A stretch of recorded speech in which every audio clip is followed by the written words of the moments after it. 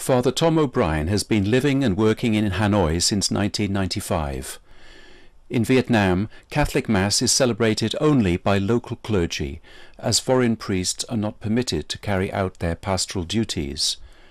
Maryknoll fathers in Vietnam, therefore, put their chalices aside and set up an aid agency to fund several development projects which help the poor.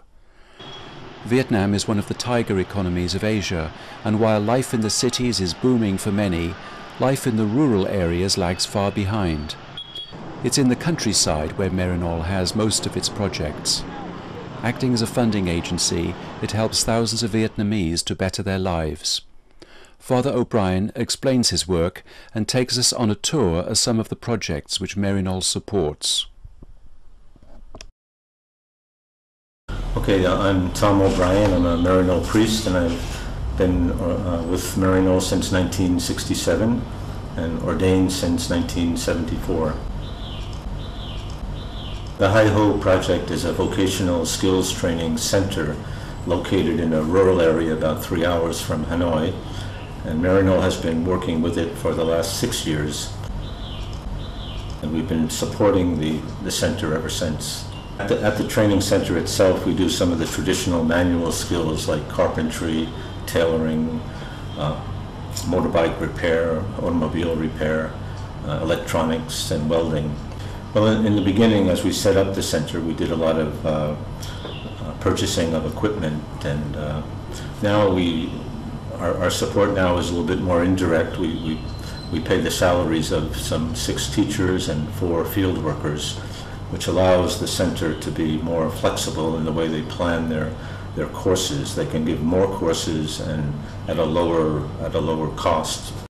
But we also have a number of community-based courses out in the villages, and they're mainly courses that will help people to develop a second skill to complement their farming, but in the area. So they're handicraft production, weaving, embroidery, crochet.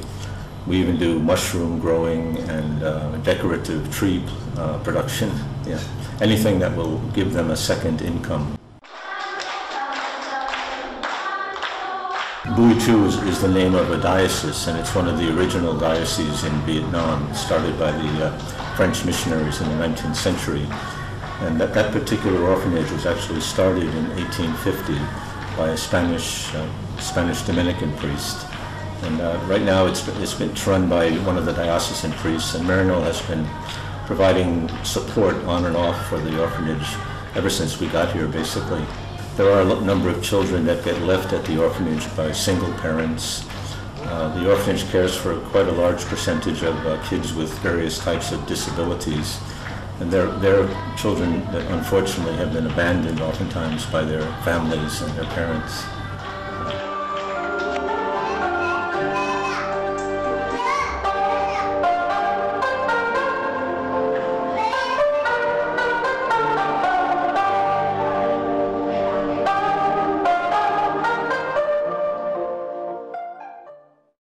"12 years ago, Maryknoll entered into a partnership with a local foundation that provides free treatment and rehabilitation for children with disabilities.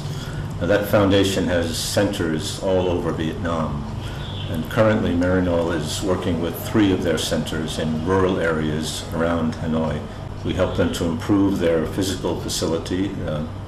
We provided quite a bit of rehabilitation devices and equipment that they can use, and we've provided training in rehabilitation skills for their medical staff, which has really made a big difference in the quality of the care that they give. They have a lot of children with cerebral palsy or diseases that are similar, nerve diseases from cerebral palsy, so they have difficulty with movement.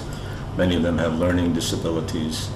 So the treatment that is given is primarily through first acupuncture, and secondly through massage and point pressure and various types of movement therapies that the staff have learned in the trainings that we gave them.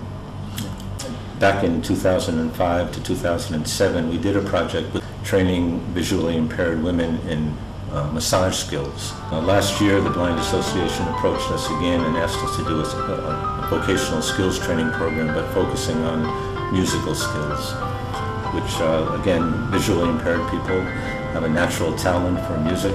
So music is a big part of the culture here, singing. And the blind people, from my experience, almost all of the conferences or seminars that I've attended where they have some kind of a musical presentation, probably half the time it's blind musicians that they bring in to entertain people. So there's a real market for them to earn income in that.